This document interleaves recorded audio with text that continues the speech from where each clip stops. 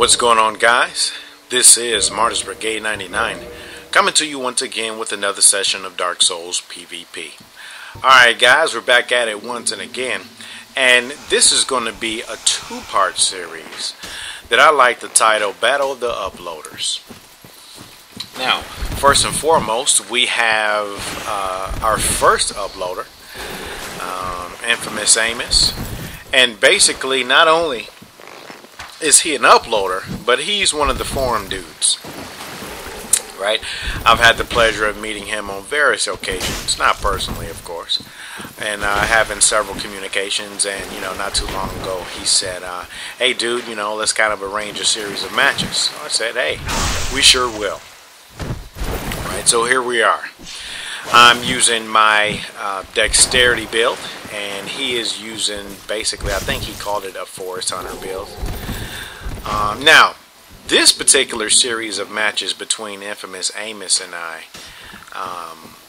was pretty frustrating to me. Right? It was extremely frustrating. Right? The main reason why it was frustrating is because you guys are going to notice that on several occasions I brought this guy's vitality almost next to nothing. Right? But for some reason, no matter how it may look to me as if I'm hitting him, I mean, that guy takes no damage. Number two, I highly got frustrated at the power of this ridiculous red tear stone. Now, I have never used a red tear stone ring. I've watched other people use it, but I mean, I think I've pretty much underestimated it, because as you guys can see for yourself, there have been, well actually there will be a series. Okay, and that's a nice turtle right there, but I mean, no problem, because he's got his vitality down, so naturally he's going to do what he's got to do to protect himself. But what I was saying was, I've seen other people use the red tear stone ring. I understand that the damage that it can inflict, but it is very annoying, especially when you see that you've brought your opponent's vitality pretty much all the way down, but that red tear stone ring is basically the deal breaker.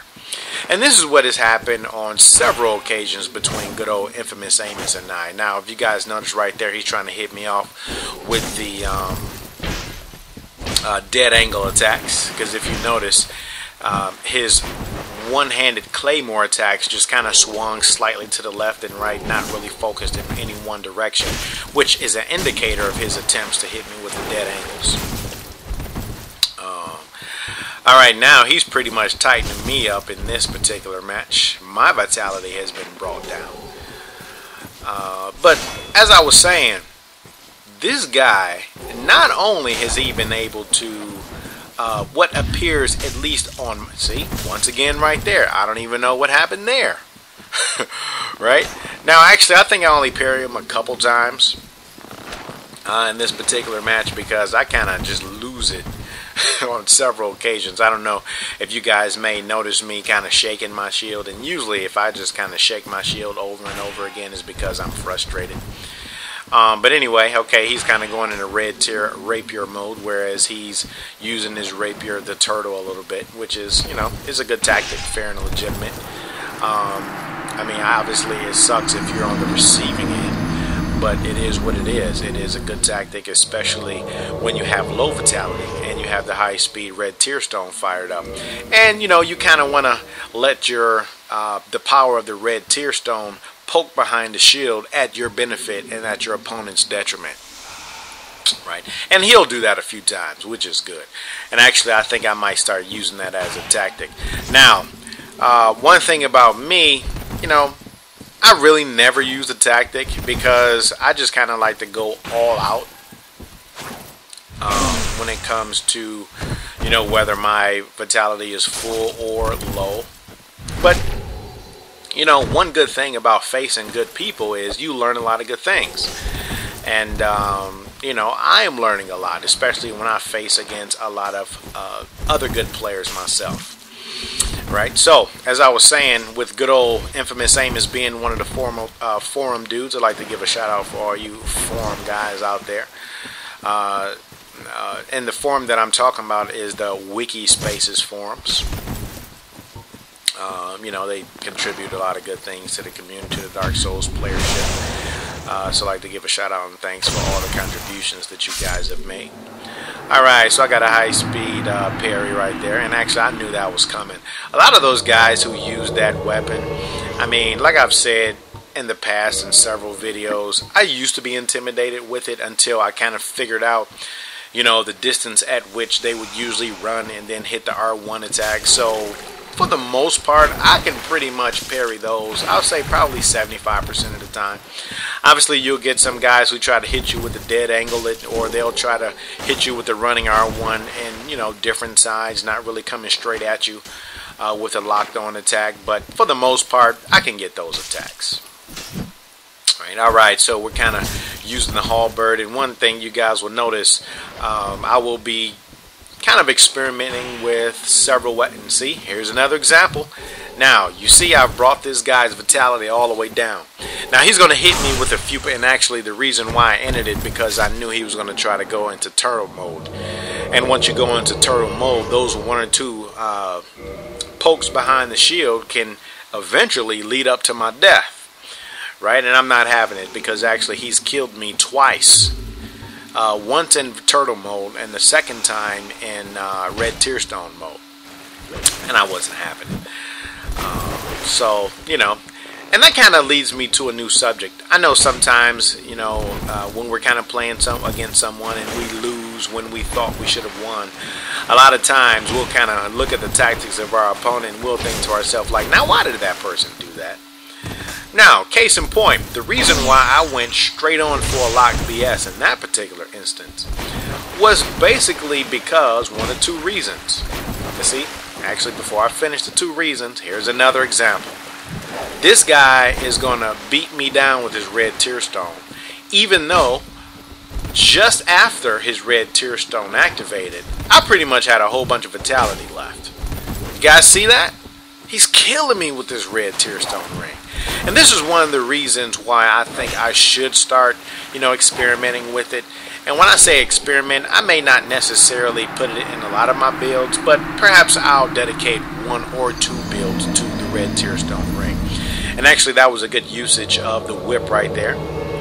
That's one good thing that I like about Infamous Amos, and another good thing that I like about a lot of the other guys that I feature in a lot of my vids.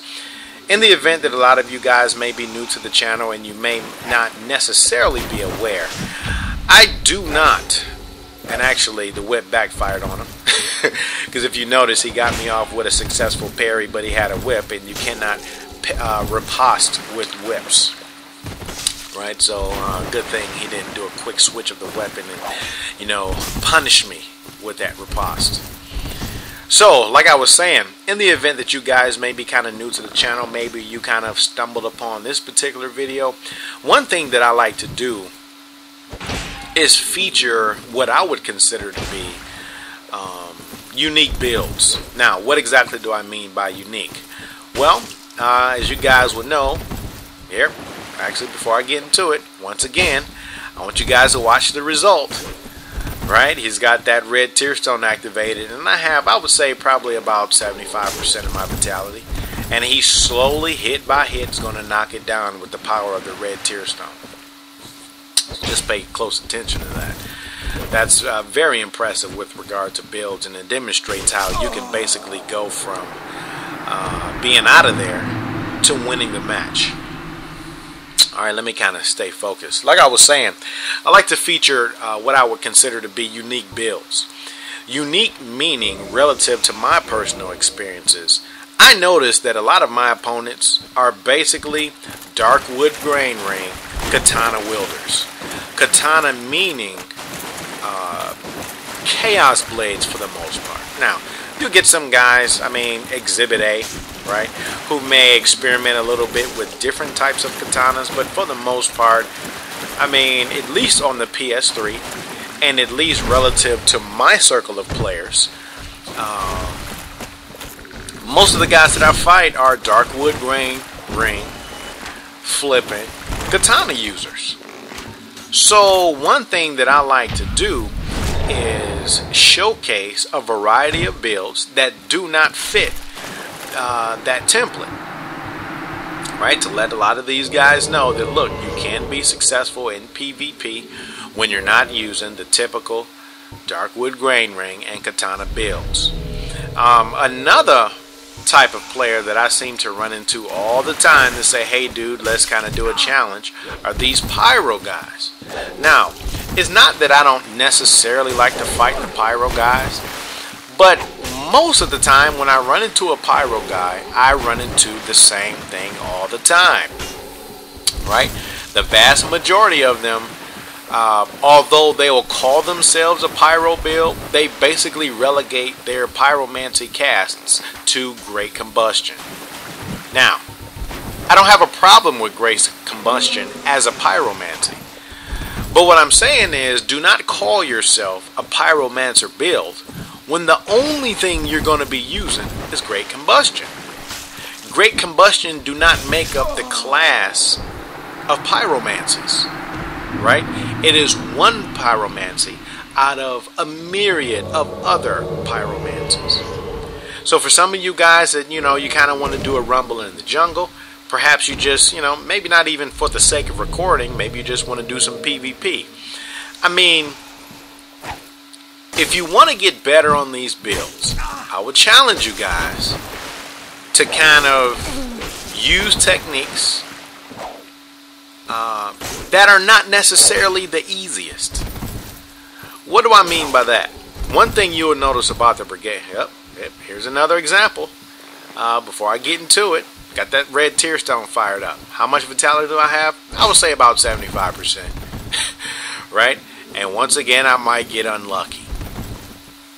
But like I was saying, one thing you will notice about the brigade, I try my hardest to do things outside of the norm.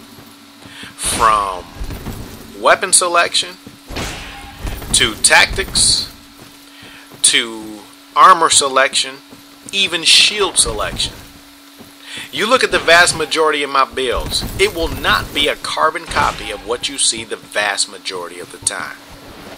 A lot of the guys that I play, and that I run into within my circle of what I would consider to be Dark Souls friends, also do not play, the conventional, heavy armor, dark wood grain ring flipping. Many of them use their imagination, right? You have your Rockies.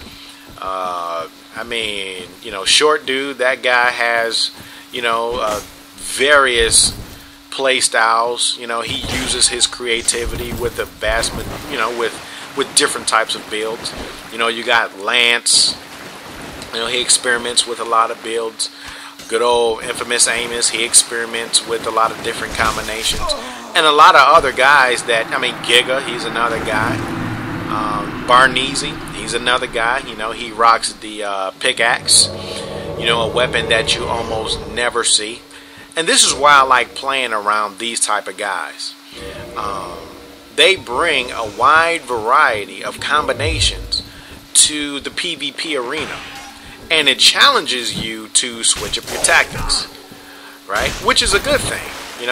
Now, although some of these guys and, some of these guys that I name and some of these guys that I played that I did not name, although, they may be good with their katanas and their little dark wood grain rings, I think they push themselves to improve their gameplay by not sticking to what I would consider to be the easiest techniques. And this is what I mean about some of you great combustion users. Some of you guys will only use the great combustion, and you'll say, well, I'm a pyro build. Well, dude, how will you ever get good at throwing pyromancies? In other words, not pyromancies. How will you guys ever get good at throwing fireballs? Right?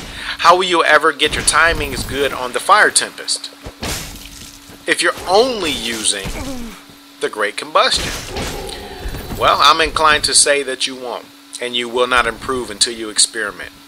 And this is why you'll notice I experiment with several different weapons and several different weapon class types, right? From strength build weapons, several weapons out of the dexterity class. I mean, I'll go to the halberds, you know, I'll go to the great swords, I'll throw a lucerne in there, spears. I mean, I kind of try to get proficient with all of those type of weapons so that my skill set with regard to Dark Souls PvP is not limited to one or two things.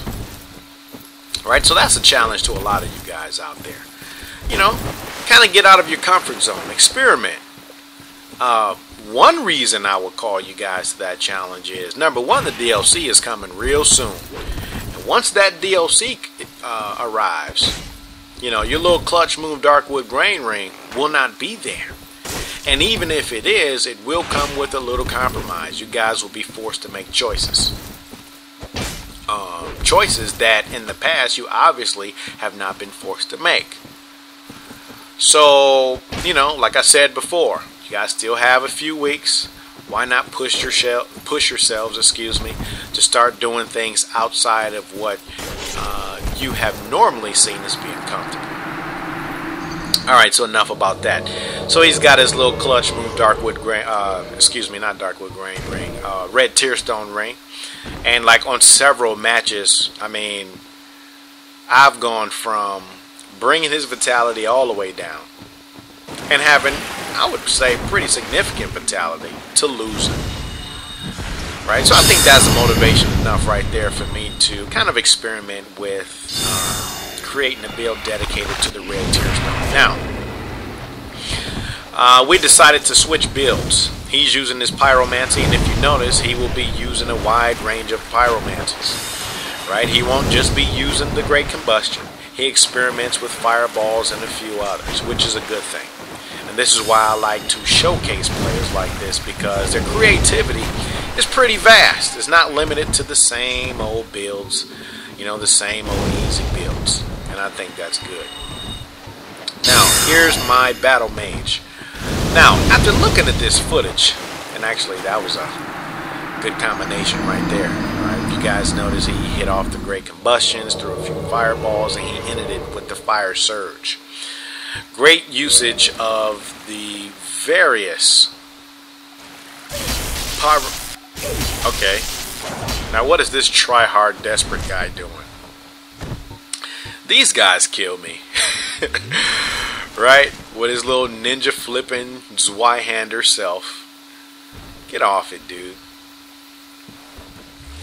And actually, I'm kind of cautious about running into the woods and kind of getting my own licks, mainly because if I go until there, you know, if I go into that area, basically I'm going to get chased down by all the little ridiculous overpowered trees and the stone giants, and that's what I don't want to happen. Right? But I mean, since he's ran into that area, they actually might come down and try to attack. And see, there they go. I hate when those guys do that. Alright, so let's go into my battle mage. Now, as I've just stated, we have switched builds. He has selected his pyromancy build, and I'm going to be using my battle mage. Now, after looking at this footage, and you know, kind of reviewing it before I added the commentary and uploaded it, I realized that I no longer like this build in the form that is presented. Now, what exactly do I mean? You know, one thing about creating a hybrid build is that it is very difficult to dedicate the sufficient amount of endurance that you'll need to fast roll. Case in point, with a faith mage, you need to dedicate a sufficient amount of soul levels into intelligence and also into faith. Well, with doing that, you know, you're only going to have so many soul levels left to invest into attunement and vitality. So do you really have that many soul levels to invest into, you know, endurance? Not really. But see, with a little experimentation, I finally got a build to be able to do it. And actually, you guys will see my revised Faith Mage in part 2 of this Battle of the Uploader series. Because actually I deleted this particular build because I didn't like the Darkwood Grain Ring. Right? I just absolutely do not like it. So I got rid of the Darkwood Grain Ring, and I found armor pieces. I mean, it's sufficient. You know, it gives me pretty good defense. The only downside to it is I had a lot less poise, because actually with this particular build, I think I had 52 or 53 poise, right? Because I have the Golem leggings, and I have the Havel's gauntlets. I don't really remember off the top of my head, you know, how much poise that will get you, but whatever it is, with the recreation of this particular build, I have a lot less than what I had in the way that you see it right now. And actually, I think with the new way I created the build, I have about 40 poise, maybe 44 or something like that. But at the end of the day, I'm much happier with it. I think the fast roll looks a little more realistic with the way I do the build. I'm a lot less tempted to keep hitting the circle button over and over again with that ridiculous ninja flip. And I just like it a lot better. Right, so you guys will see the updated version of my Faith Mage when I happen to battle 4th Sequence. And actually, he is another uploader that, well, actually I'm not going to talk too much about 4th Sequence because you guys will see him in part 2, for which we can have a nice little discussion about my opponent in that part. Alright, so let's kind of go back to it. So if you guys notice, good old TehInfamousAmos, he is experimenting with weapons as well, which is a good thing. He's going from the whip, katana, he's used a claymore, you know, he's kind of going everywhere. And like I said before, this is why I like to play guys like this, because they force you to challenge yourself. You know, because when you notice that you're faced against a katana all the time, you basically kind of learn the moveset. And, you know, when you learn those movesets, you know, it kind of makes you work on your defenses against that type of weapon. You know, but when you notice a guy is kind of pulling out kind of everything, it's kind of like, holy crap, I don't even know how to come at this guy because he's attacking me with a wide variety of weapons. Now, I got ticked off in this instance, right? Because if you guys obviously see, I'm trying to do a series with good old TehInfamousAmos and myself, you know, so I get summoned by somebody else, and this guy just keeps egging me on. So now I'm ticked off, right? I don't attack him. I try to white stone myself out. So now I'm ticked. Right? So him and his little ninja flipping self with his little mask of the mother and his Havel pieces, I'm going to go ahead and try to end his life because he's very annoying. He wouldn't just let me go about my way. Right? I was trying to be non-violent. Right? But he pushed me to the edge. And this is why in the brigade we don't believe in non-violence. That's a ridiculous concept. Right? Only the people who are dominating you will tell you that you should be non-violent. Right? So we don't believe in non-violence in the brigade. We believe in protecting oneself, using the maximum potential, you know, using your maximum potential. That's what we believe in. We do not believe in no ridiculous philosophy of non-violence. The best way to be a victim. Right? Sometimes you have to fight back. So we just fought back. So we're back at it with good old TehInfamousAmos. And actually, he's going to be using the Silver Knight Spear, which he's actually going to beat me down a few times with it, because that particular weapon has awesome reach. Right? It's pretty quick. And even though, you know, you can parry the weapon, when you're facing the type of guy who's not spamming the attacks with it, it's kind of difficult. So I figured I'd pull out my trusty halberd, and I think the halberd is a good alternative.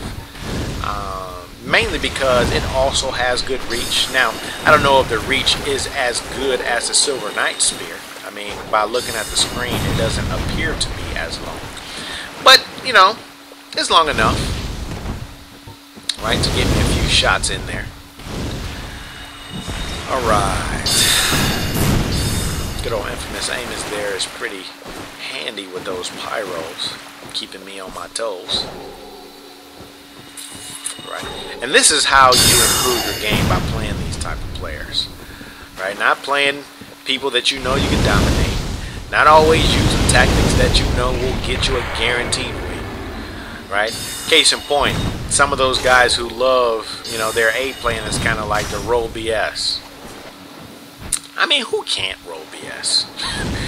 Right? It's not difficult. You know, I mean, I could roll BS with the best of them. But me personally, I try my hardest not to really roll BS. Kind of like, unless I'm fighting 2v1s or unless I'm kind of ticked off. You know, or perhaps I might use it as a clutch move. But, I mean, you guys have seen the material. I have tons of videos. You guys have seen me in various situations. In addition to, you know, some of the guys who have fought me when I'm not recording. It is very rare that I hit a roll BS, but I just hate it. I think it's kind of too easy. I mean, anyone can kind of wait till someone swing and kind of hit them with a BS. So I try to avoid it. Because I like to challenge myself, right? And I know a lot of these guys say, hey, listen, I mean, if you want to make the game easier for you, then that's your problem, but don't knock everybody else. Well, actually, I'm not knocking anyone. What I'm asking is for some people to challenge themselves. Right? And by challenging yourself, I am of the opinion that you will make yourself an overall better player. Right? Because anyone, like I've said in the past, can be good with one or two weapons or one or two tactics. It's another thing when you know, try to get proficient with a wide variety of tactics, with a wide variety of builds, and with a wide variety of different weapons and method of engagements. Alright, so enough about that long rant. Alright, so we're back at it. And actually I got invaded while waiting for good old Infamous Amos, so we'll go ahead and just see what we can do with this matchup. And actually, you know, I've noticed kind of a lot of target shields lately. You know, I'll find myself in the dark route. You know, I'll find myself in the Moonlight Butterfly or the Forest or sometime in the Berg, and I'm like, holy camoly, I'm starting to see a lot of these bucklers and target shields. Right? But it is what it is. Right? Little swag. Everybody needs it every now and then. Alright, so let's try to use the Vow of Silence. And let's see, can I kind of force him to, you know, kind of stick to his melee. And actually, Vow of Silence is not too bad, because even though I'm using the caster build myself, I mean, so what? It only lasts for a minute. And actually, with it lasting for a minute, you know, unless he's kind of good with his timing, hopefully I'll be able to shoot off one of my one of my castings before he's able to shoot off one of his. And actually, he's got the red tear stone fired up, so I'm in trouble once again. Because if he hits me with one of those fire blasts, I mean, I'm kind of screwed. But actually, I was able to pop him off with a Wrath of the Gods. Now, one thing that I will say with regard to this series is that I got a lot of good practice with my sorceries between the time of this footage and the time that I fight fourth sequence. Because if you notice, I am using the Homing Crystal Soul Mask, and in a lot of cases, I'm using it locked on. Now, once you guys see me fight fourth sequence, you guys are going to notice a different tactic that I realize seems to be a lot more effective than the tactic that I am using against Infamous Amos. Because, you know, with me fighting good old Infamous Amos, in a lot of cases, you know, I'm using the Homing Crystal Soul Mask, but I'm not really hitting that often. Right? So the tactic that I will use in part 2 of the series series, at least in my personal opinion, seems to be a lot more effective. Alright, so this is pretty much the end of the series between good old Infamous Amos and myself. I like to give him thanks. Also, I will add his YouTube channel in the description box. You guys can check him out, or perhaps you can kind of check him out in the forums. Alright, so hope you guys enjoyed part 1 of this series. Martyrs Brigade is out.